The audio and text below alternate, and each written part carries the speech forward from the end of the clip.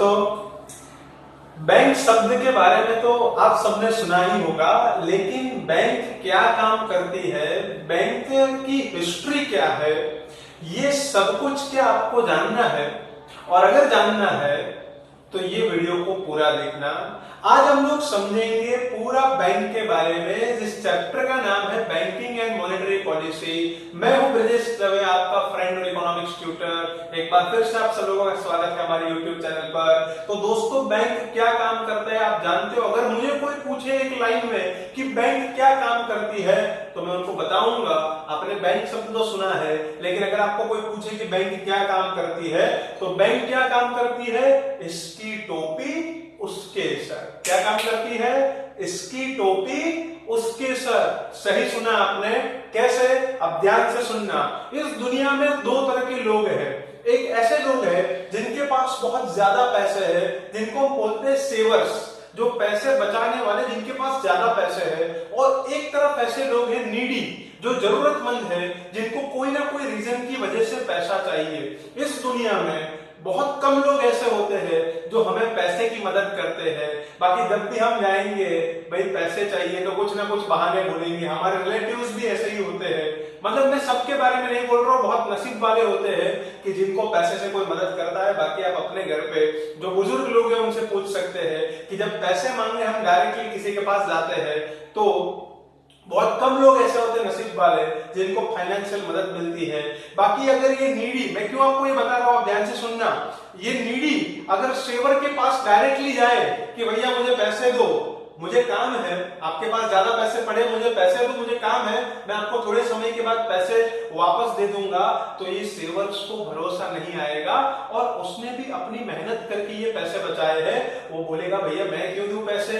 वो सोचेगा और फिर कुछ ना कुछ बहाने बना देगा, उनको पैसे नहीं मिलेंगे। और इस तरीके से तो लोगों की जरूरत ही पूरी नहीं होगी। पर अगर मान लो कि कोई ऐसा इंस्टीट्यूट है, कोई ऐसी संस्था है जो बीच में मीडिएटर बने, वो क्या करे? गारंटी दे कि आप भैया यहां पर पैसे रखो, चिंता मत करो, हम हैं, हम आपके पैसे दे देंगे। और इतना ही नहीं, आपने हमारे वहां पर पैसे रखोगे, हम आपको एक्स्ट्रा बेनिफिट देंगे, हम उस पैसे के ऊपर कुछ ज्यादा पैसे आपको इंटरेस्ट देंगे। और ऐसी इंस्टीट्यूट अगर कोई होगी तो सेवर्स वहां पर क्या करेंगे? अपने पैसे रखेंगे। और वो इंस्टीट्यूट क्या करेगी कि जो नीडी है, जो जरूरतमंद है, उनको क्या करेगी? पैसे उधार देगी और उनसे इंटरेस्ट लेगी, उनसे ज्यादा इंटरेस्ट लेगी। जिन्होंने पैसे रखे उनको कम इंटरेस्ट देगी, बीच में जो बचा वो प्रॉफिट। इस इंस्टीट्यूट का नाम क्या है? बैंक। इसकी टोपी उसके सर। टोपी वर्ड पे मत जाना, बैंक कोई फ्रॉड नहीं करती है। मेरे एग्जाम्पल के ऊपर जाना, इसकी टोपी उसके सर। मतलब यह है कि सेवर्स के जो पैसे हैं वो जरूरतमंद को देते हैं, वहां से ज्यादा इंटरेस्ट लेते हैं, और सेवर्स को कम इंटरेस्ट देते हैं और पैसे देते हैं। बीच में जो बचा वो प्रॉफिट। यही काम करती है दोस्तों बैंक। कैसा लगा? इसकी टोपी उसके सर। ये काम करती है बैंक। तो ये जो बैंक है, ये एक ऐसे इंस्टीट्यूट है कि जो बैंकिंग की सर्विस प्रोवाइड करती है। बैंकिंग की सर्विस का मतलब क्या? समय समय पर ये सर्विस जो है वो बढ़ती है। पहले के जमाने में यूरोप में जो सराफ होते थे, सराफ होते थे, वो सिर्फ बेंच के ऊपर बैठते थे और अलग अलग राज्य में से आने वाले लोगों को सिर्फ करेंसी एक्सचेंज करके देते थे। फिर उनको आइडिया आया कि हम लोग क्यों ना एक काम करें, लोगों के पैसे क्या करें? जमा करें, और जिसको चाहिए उसको उधार दे। वैसे क्या हुआ? बैंकिंग का एक्सपांड हुआ और आज तो बैंक बहुत सारे काम करती है। तो यूरोप में जब ये शुरू हुई थी, ये जो प्रथा, तो बेंच के ऊपर हुई थी। बेंच के ऊपर अलग अलग पॉइंट रखते थे और एक्सचेंज करते थे। तो बेंच के ऊपर ये जो व्यापार करते थे, इसलिए इसका नाम हुआ बैंक। बहुत सारी हिस्ट्री इसके पीछे, नाम के पीछे, कि एक बैंको वर्ड है जिससे भी बैंक शब्द पड़ा। अलग अलग हिस्ट्री है। दुनिया की सबसे पहली bank, bank of Barcelona, established in Spain in 1401। याद रखना जनरल नॉलेज के लिए। सबसे पहली bank, bank of Barcelona, established in Spain and established in 1401। दोस्तों, यहां पर मैंने आपको बैंक का जो मतलब है, बैंक क्या काम करती है, वो मैंने समझा दिया। पहली बैंक कौन सी है वो मैंने आपको बता दिया। अब दोस्तों, बैंक जो है वो संस्कृत वर्ड बैंक का जो मतलब होता है संस्कृत में वो होता है भांड। अब भांड का मतलब होता है कि इन ह्यूज क्वांटिटी, जिसको इंग्लिश में हम बोलते हैं हिप और मास। तो संस्कृत वर्ड था भांड, जिसको गुजराती में हम बोलते हैं भंडोल, और उसमें से एक शब्द बना ये बैंक। तो इस तरह का इतिहास है बैंक शब्द का, बेंच के ऊपर था इसलिए बैंक। संस्कृत वर्ड था भांड विच मींस भंडोल, मतलब ह्यूज क्वांटिटी में, और हिप और मास भी थे वर्ड, उसमें से भी एक वर्ड बना बैंक। तो ये थी बैंक की हिस्ट्री। सबसे पहली bank of Barcelona established in Spain in 1401। अब दोस्तों बैंक बहुत ही अच्छा काम करती है। बैंक पैसे को स्टोर करके, स्टोर ऑफ वैल्यू एक फंक्शन है पैसे का, तो पैसे को संग्रह के तौर पर रखने के लिए हमारी मदद कौन करती है? बैंक। और बैंक क्या करती है? क्या बैंक में जो पैसे आएंगे बैंक वाले देखेंगे ओह इतने सारे पैसे, खुश होंगे कि और ज्यादा पैसे, क्या करेंगे उस पैसे का? फिर देख के हंसेंगे सारे एम्प्लॉइज? नहीं, बैंक वाले क्या करेंगे, जो पैसे उनके पास आ रहे हैं वो पैसे जिनको जरूरत है उनको उधार देंगे और उसमें से ज्यादा इंटरेस्ट लेंगे और कम इंटरेस्ट सेवर्स को देंगे। इस तरीके से वो प्रॉफिट कमाएंगे। एक तरीके से इकोनॉमी में पैसे, जो भी मनी है उसको फ्लो करने की जो भूमिका है वो बैंक निभाती है। तो बैंक क्या करती है? पैसे को मोबिलाइज करती है, पैसे को घुमाती है, जिससे हमारी अर्थव्यवस्था तेजी से आगे बढ़ती है। आज के जमाने में आज का जो इकोनॉमी है बैंक के बिना आप इमेजिन भी नहीं कर सकते हो। ये काम है बैंक का। तो बैंक के बारे में जानना बहुत जरूरी है, इसलिए इस वीडियो को पूरा देखना। बैंक क्या काम करती है, इसकी टोपी उसके सर। अब दोस्तों अगर आपको कोई पूछे कि बैंक की डेफिनेशन क्या है, तो सिंपल डेफिनेशन है, अ bank is an institution which provide service of banking. Banking की सर्विस प्रोवाइड करती है वो संस्था है बैंक। अगर आपको कोई ऐसा पूछता है कि इसके डिटेल में कोई डेफिनेशन है, हाँ, एक ऐसी संस्था जिसके पास अधिकार है, जो लोगों के पैसे जमा कर सकती है और वही पैसे जो जरूरतमंद है उनको उधार दे सकते हैं। लेकिन एक शर्त है। क्या शर्त है? जो भी जमा करता है, जो भी सेवर्स है, वो जब भी पैसे मांगे वो पैसे उनको वापस दे देने हैं। इन शर्त के साथ वो पैसे उधार दे सकते हैं। दोस्तों बैंक में जितने पैसे जमा होते हैं ना, बैंक उससे कई गुना ज्यादा पैसों की लोन दे पाती है।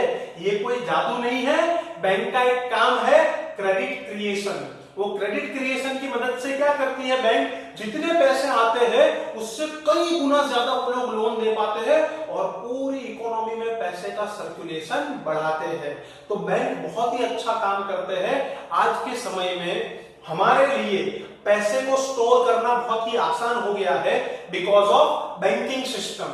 अब दोस्तों बैंक की जो डिटेल डेफिनेशन है वो क्या है, वो यहां पर लिखी है मैंने, ध्यान से सुनना। A bank is an institution authorized to collect people's savings and deposits. एक ऐसी संस्था है जिसके पास अधिकार है, लोगों के पैसे जमा कर सकती है with the purpose of lending those. Purpose क्या है? देख के खाली हंस नहीं, पर्पस क्या है? उस पैसे को जरूरतमंद लोगों को लोन देना, उधार देना। with the purpose of lending those under the condition of returning the same when the depositor demands। जब जमाकर्ता पैसे मांगे तो उस पैसे को वापस दे देना है।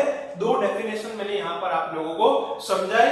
तो बैंक की डेफिनेशन मैंने आप लोगों को समझाई। अब दोस्तों यहाँ पर सवाल ये होता है कि लोगों को भरोसा कैसे आता है बैंक के ऊपर? हमें ये डर नहीं रहेगा कि कहीं बैंक उठ गई तो, कहीं बैंक में हमारे पैसे डूब गए तो दोस्तों भरोसा आने के लिए कोई ना कोई रेगुलेटर होना चाहिए। 1929 America, the world's great depression, दुनिया की सबसे बड़ी मंदी आई थी अमेरिका में। पता है उसके पीछे का रीजन क्या था? बैंकों के ऊपर कोई रेगुलेटर ही नहीं था। बैंक अपने हिसाब से लोन देते रहे, लोगों को शेयर्स खरीदने के लिए लोन देते रहे। बैंकों को लगा, अमेरिका कंट्री को उस वक्त लग रहा था कि हमारी कंट्री बस ग्रोथ ही करेगी, कभी डिग्रोथ होगा ही नहीं, और उसके हिसाब से बैंकों के ऊपर कोई रेगुलेटर भी नहीं था। बैंक लोन देते गए और स्टॉक मार्केट में स्पेकुलेशन बढ़ता गया। और उसकी वजह से क्या हुआ कि लोगों ने पैसे लेकर स्टॉक मार्केट में पैसे डाले थे, और जैसे ही इकोनॉमी में रिसेशन आया, जैसे तो उस वक्त क्या हुआ कि शेयर बाजार धड़ाम से नीचे आ गया। अब बैंक अपनी लोन रिकवर नहीं कर पाए, जिन्होंने पैसे जमा किए थे बैंक में उनके पैसे डूब गए। 9000 बैंक ऐसी थी, 9000 banks were collapsed at that time. 9000 bank ऐसी थी कि जो डिफॉल्ट कर गए, और दुनिया की सबसे बड़ी मंदी उस वक्त अमेरिका में आई थी। तो दोस्तों, बैंकों के ऊपर भरोसा कैसे आएगा हमें? तो उसका रेगुलेटर होना चाहिए। तो क्या कोई ऐसा रेगुलेटर है? हाँ है, जिसको मैं पर्दे के पीछे का हीरो बताता हूं, जो हीरो है हमारे देश का। क्योंकि आपने साउथ मूवी देखी होगी, जब भी कोई विलन होता है, विलन जब भी परेशान करता है, एंड टाइम पर हीरो आ जाता है। वैसे ही हमारे देश में जब भी इंस्टेबिलिटी, अस्थिरता आती है, जब भी रिसेशन होता है या इन्फ्लेशन, महंगाई बहुत बढ़ने लगती है, तो एक हीरो आता है जो इस इंस्टेबिलिटी वाली सिचुएशन को स्टेबल कर देता है, और वो हीरो है रिजर्व बैंक ऑफ इंडिया, जो कि बैंकों का रेगुलेटर है। और इनकी वजह से, आरबीआई की वजह से हमें भरोसा आता है। अब दोस्तों, यहां पर सवाल ये होता है कि आरबीआई क्या काम करता है। तो दोस्तों, जैसे कि ऑर्डिनरी बैंक्स, जो कॉमर्शियल बैंक्स है, जिनका मोटिव प्रॉफिट कमाना है, जैसे कि मैं कुछ नाम लेना चाहता हूं, State Bank of India, Canara bank, HDFC bank, Punjab National Bank, Vijaya bank, इन सब के नाम आपने सुने होंगे। कुछ गवर्नमेंट बैंक है, पब्लिक सेक्टर बैंक, कुछ प्राइवेट बैंक है, लेकिन सारे कॉमर्शियल बैंक है, जिनका मेन मोटिव है प्रॉफिट कमाना। हमारा अकाउंट कॉमर्शियल बैंक्स में होता है। जब भी हमें पैसे जमा करने हो तो हम बैंक में जाएंगे। दोस्तों, यहाँ पर समझने जैसी एक बात है कि क्या किसी के भी पैसे जमा कर देगी बैंक? नहीं, सबसे पहले हमें बैंक में अकाउंट ओपन करवाना पड़ता है। अकाउंट ओपन करने के बाद हमारा अकाउंट नंबर लिख के जो जमा पर्ची, जो डिपॉजिट स्लिप होती है, वो भरने के बाद हम लोग पैसे जमा कर सकते हैं। और वो जो स्लिप होती है, डिपॉजिट स्लिप, वो उसका एक हिस्सा बैंक रखती है, एक हिस्सा हमें दे देती है, ताकि हमारे पास प्रूफ रहे। वैसे ही जब पैसे विड्रॉ करने हो तो अलग अलग माध्यम है। चेक के द्वारा विड्रॉ कर सकते हो, एटीएम के द्वारा विड्रॉ कर सकते हो। मैं इसलिए ये समझा रहा हूं दोस्तों कि आप सब लोगों को ये चैप्टर समझने के बाद आप सब लोगों को प्रैक्टिकल क्या करना चाहिए कि बैंक में अपना अकाउंट ओपन करवाना चाहिए। या तो आपके पापा का जो अकाउंट है, या तो किसी भी रिलेटिव का अकाउंट है, उनके साथ जाना चाहिए, उनको बताना चाहिए कि हमें पैसे जमा करना सिखाओ, हमें पैसे विड्रॉ करना सिखाओ। क्योंकि प्रैक्टिकल यही है, जीवन में यही सीखना है। Knowledge is the power, knowledge होना चाहिए आपके पास, इसलिए मैं इतना डिटेल में आपको बता रहा हूं। तो सबसे किसी का भी अकाउंट, मतलब किसी के भी पैसे जमा, अगर मेरा किसी बैंक में अकाउंट नहीं हो रहा, बैंक में जाके पैसे जमा करवाऊंगा तो बैंक एक्सेप्ट नहीं करेगी। सबसे पहले क्या करना पड़ेगा? बैंक में अकाउंट ओपन करवाना पड़ेगा, और अकाउंट ओपन करवाने के बाद हम लोग पैसे जमा कर सकते हैं। तो दोस्तों, इतना आपको समझ में आया होगा कि हम लोग पैसे जमा करते हैं और पैसे विड्रॉ करते हैं अकाउंट ओपन करवाने के बाद, हमारी जरूरत के हिसाब से। क्या कभी आपने सोचा है कि हम तो बैंक के पास चले जाते हैं, हमें जब भी पैसे जमा करवाने हो तो बैंक के पास गए, विड्रॉ करने हो तो बैंक के पास गए, विड्रॉ कर लिए। लेकिन दोस्तों, कभी सोचा है कि जो बैंक्स है उनको कभी पैसे की जरूरत पड़ी, उनको कभी अपने पैसे जमा करवाने हो तो वो कहां पर जाएंगे? तो बैंकों की भी जो बैंक है, जिसको मैं हीरो मानता हूं पर्दे के पीछे का, वो है RBI. Reserve bank of India is a bankers bank, बैंकों की भी बैंक है। और दूसरा दोस्तों, जनरल नॉलेज के लिए, क्या कभी आपने ये जानने की कोशिश की है कि सेंट्रल गवर्नमेंट या स्टेट गवर्नमेंट जो होती है उसका अकाउंट कहां पर होता है? क्या जब भी पैसे की जरूरत पड़ेगी तो हमारे प्रधानमंत्री एसबीआई में लाइन में खड़े रहेंगे कि मेरा अकाउंट लाओ, गवर्नमेंट को पैसे निकालने? नहीं दोस्तों, उनका अकाउंट कौन संभालती है? RBI. So RBI is a bankers bank and also government bank. RBI is a regulator of the bank. बाद में डिटेल में आरबीआई के बारे में मैं समझाऊंगा, इसको हीरो मानता हूं। जिसने भी कॉमर्स स्ट्रीम लिया है या तो जितने भी देश के नागरिक हैं, सबको आरबीआई के बारे में जानना बहुत जरूरी है। क्योंकि देश में जब भी मंदी आती है, जब पैसे की सप्लाई कम होती है, तो आरबीआई क्या करती है? पैसे की सप्लाई को बढ़ा देती है और इकोनॉमी को रिसेशन से बाहर निकालती है। जब महंगाई बहुत बढ़ रही होती है, मतलब लोगों के पास पैसे बहुत ज्यादा होते हैं, तब आरबीआई कुछ ना कुछ करके, कुछ अपने जो भी फंक्शंस है, अपने जो भी इंस्ट्रूमेंट है, वो इसको यूज करके पैसे की सप्लाई को कम कर देती है, ताकि लोगों की जो डिमांड है वो थोड़े समय के लिए कम हो जाए और इन्फ्लेशन कंट्रोल में आ जाए। तो आरबीआई का काम क्या है दोस्तों? इकोनॉमिक स्टेबिलिटी, पैसे की डिमांड और पैसे की सप्लाई के बीच में जब इम्बैलेंस आता है ना, तब प्रॉब्लम क्रिएट होने लगता है। जब पैसे की सप्लाई बहुत कम हो जाती है तो रिसेशन आता है, क्योंकि लोगों के पास पैसे नहीं है तो लोग कुछ चीजें को डिमांड नहीं करेंगे। और जब मान लो कि पैसे की जो सप्लाई है वो बहुत बढ़ जाती है, लोगों के पास बहुत पैसे है, तब इन्फ्लेशन प्रॉब्लम क्रिएट करता है। तो जब पैसे की सप्लाई बहुत कम हो जाती है तो आरबीआई पैसे की सप्लाई को बढ़ा देती है, और जब पैसे की सप्लाई बहुत बढ़ जाती है तो आरबीआई पैसे की सप्लाई को कम करती है और इकोनॉमिक स्टेबिलिटी का काम करती है। तो हमें और आपको भरोसा किसकी वजह से है? आरबीआई की वजह से। आरबीआई रेगुलेटर है, सारे नियम बनाता है बैंकिंग सिस्टम के लिए और सबको उसको फॉलो करना पड़ता है। इसलिए आपके और मेरे पैसे सुरक्षित है बैंक में, और बैंक के ऊपर सबका भरोसा बना हुआ है, और रेगुलेटर होना ही चाहिए। हर एक देश में रेगुलेटर है। पिछला जो भी अनुभव रहा है 1929 का द वर्ल्ड्स ग्रेट डिप्रेशन, उसमें से सब लोगों ने ये सीखा है, पूरी दुनिया ने ये सीखा है कि कोई ना कोई रेगुलेटर होना चाहिए। तो दोस्तों कितने तरह की बैंक होती है? तो दो तरह की बैंक होती है, एक होती है कॉमर्शियल बैंक और दूसरी होती है सेंट्रल बैंक। कॉमर्शियल बैंक जो प्रॉफिट के लिए काम करती है, और सेंट्रल बैंक जो देश में स्टेबिलिटी लाने के लिए काम करती है, जो कि है आरबीआई।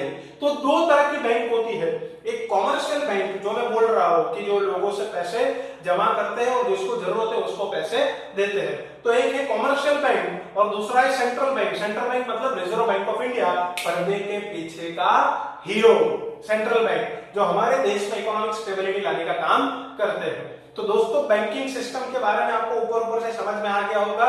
इस दुनिया की सबसे पहली बैंक कौन सी थी? Bank of Barcelona, established in Spain in 1401। अब दोस्तों ये ऊपर ऊपर से डिटेल थी, बैंक क्या काम करती है, बैंक की डेफिनेशन क्या है और कितने तरह के बैंक होते हैं, ये सब कुछ मैंने आपको समझाया। अगर आपको पसंद आया हो ये वीडियो तो लाइक कर देना, और अगर आपको बहुत अच्छे से समझ में आया हो, पसंद आया हो, आपने नॉलेज एक्वायर किया हो, तो अपने फ्रेंड्स को भी ये फॉरवर्ड कर देना, सब्सक्राइब कर देना, ताकि नेक्स्ट वीडियोस आप देख सको। नेक्स्ट वीडियोस में हम लोग कॉमर्शियल बैंक के फंक्शंस और डिटेल में आरबीआई के ऊपर डिस्कशन करेंगे, जिससे हमारा नॉलेज बढ़ेगा। यहाँ पर मैंने बैंकिंग के बारे में पूरा जो मैंने आपको समझाया वो मैंने लिखा हुआ है कि भाई बैंक का मतलब क्या होता है, बैंक क्या काम करती है, कितने तरह के बैंक होते हैं, आप लोगों को समझ में आ गया होगा। दोस्तों लाइक सब्सक्राइब कीजिएगा, फॉरवर्ड कीजिएगा इस वीडियो को। आज के लिए हम इतना रखते हैं, मिलते हैं नेक्स्ट वीडियो नेक्स्ट लेक्चर में, तब तक के लिए जय श्री राम।